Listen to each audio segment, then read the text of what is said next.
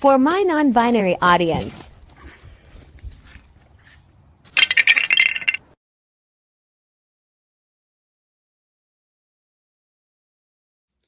The girls who girl. The girls who girln't, gorn't.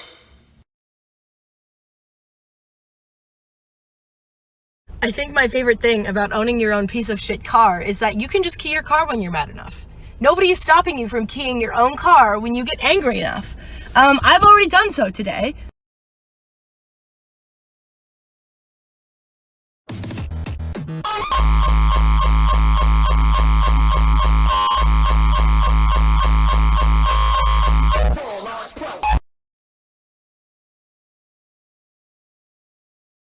Devil is colder in the summertime. I'll lose my mind at least another 1,000 times. Hold my hand tight, we'll make it another night. I go to therapy, which is something I didn't need to tell you. The hair speaks for itself. But the practitioner I see isn't actually like a full-time therapist. She is an intern through the office I've been going to for years. Which I feel kind of bad about, not because I'm too much to handle, like she's very qualified, but because my bullshit shouldn't necessarily need to be a part of her training. For example, this past session we had to put in my safety plan that I'm not allowed to listen to Maps by the Front Bottoms past 8 p.m. and I can't watch the music video past 5. Imagine you're like a therapist's apprentice of sorts, and your client comes to you and says, "Hey, I've been watching this music video a whole lot lately, but every time I do, it forces me to mourn a bitter breakup with adolescent joy. What am I supposed to do?" And then you have to spend the next 15 minutes saying, "Maybe don't." You take some chocolate and some lobster and some eggs and some pie, and then you mix it in your body, shit it all out. You take some chocolate and some lobster and some eggs and some pie, and then you mix it in your body, shit it all out. You take some chocolate and some lobster and some eggs and some pie, and then you mix.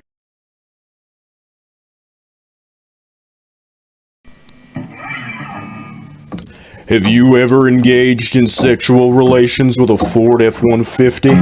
'Cause you're about to. Everyone is always saying, "Slay mama, yes mama." I am not your mama. I am non-binary. That means my pronouns are slay, slem. If anything, I am your kitty cat caretaker. As RuPaul said, you may not call me mother.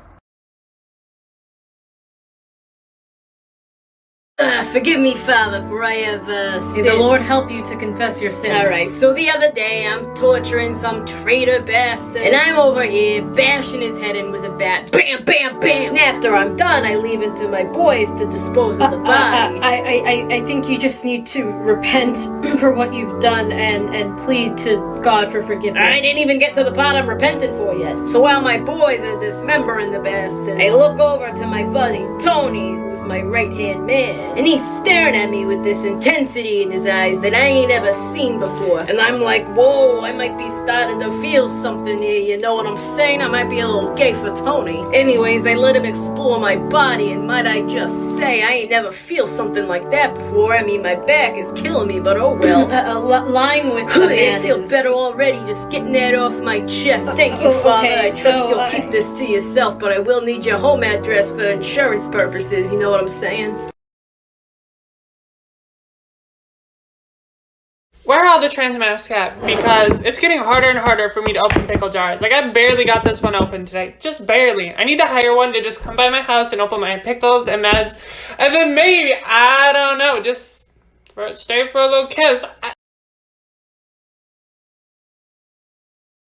Hi, my name is Jasper. This is my voice 1 month on using crystals instead of antibiotics to heal my staph infection. 2 months on wearing tinfoil underwear in order to combat the effects of the microchip from the COVID vaccine. 3 months on huffing nail polish. 4 months on attempting to clone my dog by microwaving his hair. 5 months on eating garlic bread for every meal. Not much has changed in the past month, other than my voice. 6 months on pyromania. He's gay, but he has a special connection to classical music. There's many things that are interesting about him. I have talked before about the fact that, like, I'm really happy that I think I found, like, a way to look feminine and also, like, give off queerness, but I also wanted to think a little bit about the fact that like a lot of things that we joke about and be like, oh, that's like a thing that people know that you're gay. That's a thing to let people know that you're gay. Having a nose ring or piercings, having colored hair, wearing docks, things like that. I've noticed me and a lot of my friends of color, people don't assume that we're queer because of those things. And a lot of those things don't look queer on us.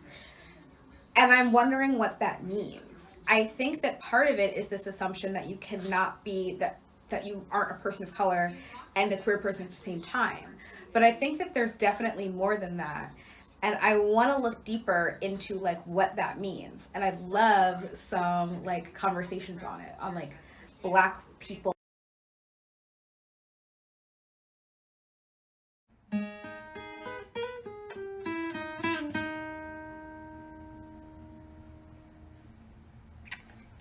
You're gay now.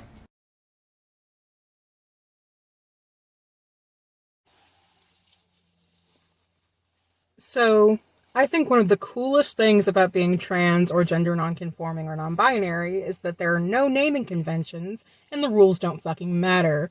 I named myself after Sal Fisher from Sally Face. My fiancés are named Corvid as in crows and Vriska as in Vriska fucking Homestuck. My best friends are named Oliver like some young Victorian lad and Zephyr like a new age witch.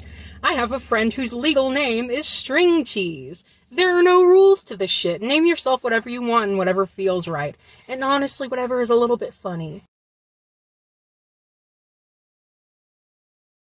He's gay, but he has a special connection to classical music. There's say that like it's silly, but yes. Womanhood is literally just a feeling inside of you. Yes. Gender is a qualia, which is a fancy philosophical term for a subjective mental experience. Other examples include our experience of taste, or colour, or smell. Because while there are physical components of a smell that you could put in a jar to recreate it, you can't put the smell itself in there, because that is a product of a mind. We do not think qualia.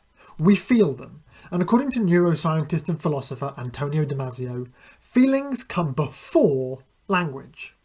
What that means to me is that we could not possibly utilise language to describe the full scope of a feeling.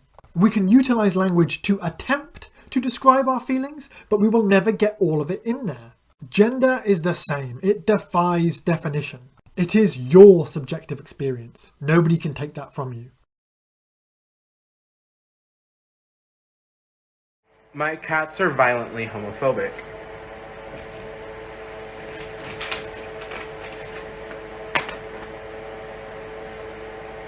He's holding on for... Everything I say about gender is influenced by my whiteness, which is obvious, but there's an interesting second part to this. The rejections of gender and gender roles that I create and embody will still come from my whiteness, those acceptable to my constructions of self as a white person. I will likely uphold and encourage white beauty standards and see and more immediately accept other white rejections of gender. Essentially, even the most critical analysis of gender I have will still be white, and white gender rejection can and does uphold whiteness and white supremacy. Queer appropriation of African-American vernacular English is one example of this, as is mainstream exclusion of fashion excellence in black representations of masculinity, while celebrating white men for having basic hygiene as if they're revolutionaries. Of course, that's not to say we can't attempt to take in other viewpoints, but it's still going to be a fundamentally white perspective. Even this is a white perspective. It's literally the only one I can give you. So if you want to learn how other people construct and deconstruct gender, you need to learn it from someone who doesn't look like me, because I met this lady in Hollywood. She had green hair, but damn, she looked good. I took her to my house, cause she was fine, but she whooped out a dick that was bigger than mine.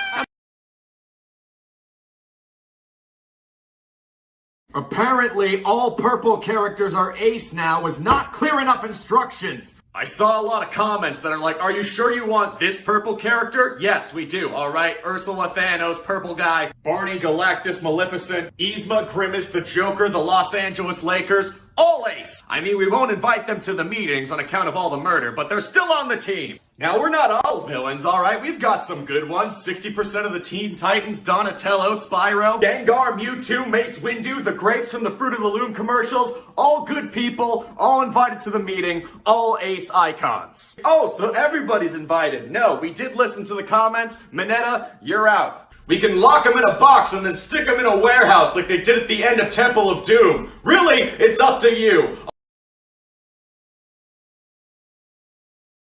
Welcome back, my brave soldier. What the hell? Hello. What is that, boy? He is my lover, Francis, sir. He is wearing the uniform of the enemy, boy. I met him on the battlefield, sir. It was love at first sight, sir. Have you been fraternizing with the enemy, boy? I have been doing much more than fraternizing with him, sir. Take him away for interrogation. But, Daddy, I love him, sir. Say what now, boy?